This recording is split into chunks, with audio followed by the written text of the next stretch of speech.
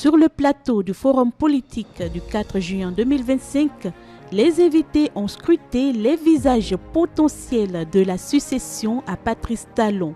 Et pour eux, l'actuel ministre d'État en charge de l'économie et des finances apparaît comme la figure la plus crédible pour porter la continuité des réformes engagées depuis 2016. Pour Georges Anangonou, Romuald Ouadani est passé du statut d'apprenant en politique à véritable moteur de l'action gouvernementale.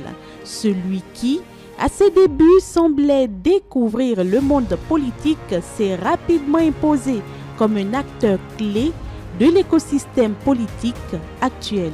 Et moi, je pense que le ministre d'État, peut-être il est venu en politique apprendre, mais aujourd'hui, il a appris, il a le dynamisme. C'est lui le moteur de la politique économique du chef de l'État. Et ce qui restera après le départ du président Talon, c'est surtout sa politique économique, sa politique de réforme dans tous les sens que nous avons connu. C'est ce qui restera de lui. Et s'il a besoin de quelqu'un qui, après son départ, pourrait conduire et qui puisse continuer de voir encore les prouesses du développement, parce que n'oubliez pas que le ministre Ouadani, il n'est pas que ministre des Finances, il est chargé de la coopération aussi. Donc nous sommes en plein dans le développement. Et s'il a bien conduit ça jusque-là, à mon avis, il est assez entré dans les milieux financiers sur le plan international et qu'il a les moyens de pouvoir suivre. Surtout que le chef de l'État ne sera certainement pas loin.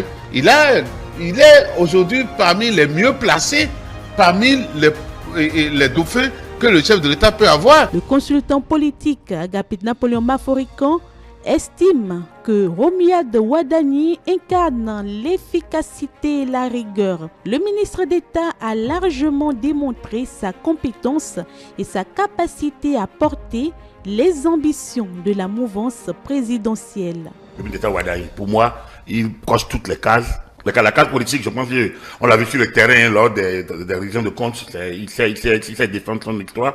Je pense qu'il est membre d'un des deux partis, le membre de l'UP. Et maintenant, lui, il a porté les réformes économiques ou financières. Et il a été ministre d'État à l'économie et aux finances. Donc du coup, même s'il n'est pas économiste, je pense qu'en 10 années, il a porté avec le ministre d'État Biotchani, je pense que ça a fonctionné ensemble. Il connaît les marchés financiers, comment nous avons fait les levées de fonds, comment nous l'avons trouvé. Donc, il paye les dettes, il sait comment on peut le faire. Il est là. Mais au-delà des qualités personnelles du candidat, Joël Ataïguedegbe estime que le véritable défi se situe ailleurs, dans la durabilité des réformes. Il faut pouvoir rassurer et que non seulement le rythme des réformes et ce qui est fondamental au niveau des réformes qu'on vient de vivre sera entretenu, qu'on fructifiera en réalité les talents qu'on a mis à votre disposition, que vous êtes venus trouver. Donc si vous venez juste dans l'élan du après nous, c'est un peu court. Si vous venez aussi dans l'élan de rompre, de casser tout, de tout détricoter, ça ne risque pas de nous porter très loin pour 5 ans, voire au-delà. La question est de savoir, au-delà d'une personne, au-delà d'un duo, quelles sont les équipes? Les dés étaient donc jetés. Romuald Ouadani incarnait déjà aux yeux des forumistes le profil de la continuité. Au-delà de la personnalité, le véritable enjeu reste la durabilité des réformes acquises et leur consolidation dans le temps.